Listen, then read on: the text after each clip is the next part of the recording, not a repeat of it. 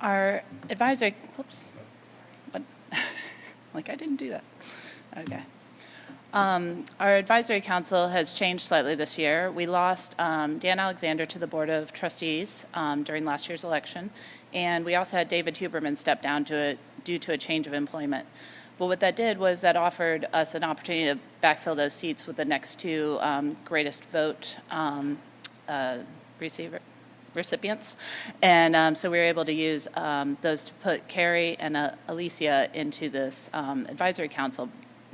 For the first time, we now have representation from the Caribbean on the advisory council, and that's a really good thing for our policy development process to truly represent all of our regions in that room, which we're pretty excited about that. The advisory council works with authors from the community to develop the policy. They put together the drafts, gather input from the community, and move forward recommending draft policies that are fair and impartial, technically sound, and most importantly, supported by the community. When we reach that state, then we initiate last call, review final comments, and recommend to the Board of Trustees for adoption. Since ARIN 40, we have sent recommended draft policy 2017-5 for improved V6 registration requirements to the board, and we have abandoned two policies. First, 2017-6, improved reciprocity requirement for NRRIR transfers. It did not gain sufficient community support to justify moving it forward. And second, the 2017-4 for bidirectional requirement for NRRIR transfers. It did not receive any sort of consensus in the community whether it should move forward or go back.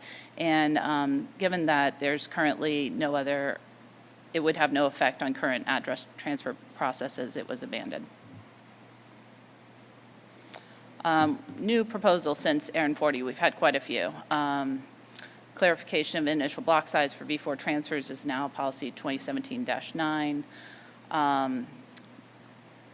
Repeal of immediate need for IPv4 space is now 2017-10. Reallocation and reassignment of language cleanup became 2017-11 and now is actually an editorial change pending AC review.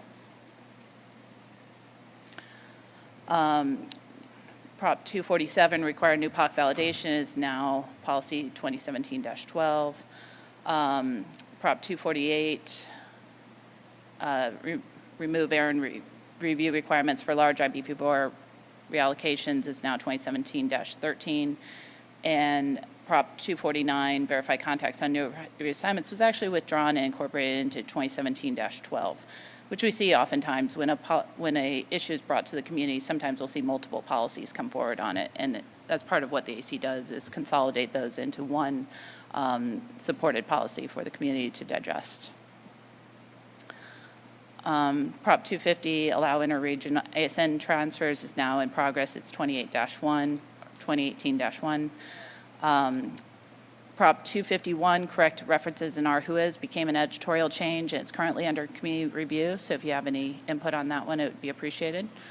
And new this year, we have Prop 252, clarification to ISP initial allocation permit renumbering, and Prop 253, remove reallocation requirements for residential market assignments.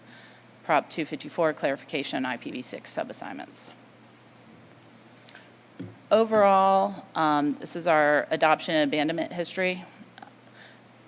Last year was fairly average for total policies submitted, but we did abandon quite a few. They just could not reach consensus. And this year is still to be determined. Any questions? Microphones are open for questions to the ARIN AC chair. Okay, thank you, Tina.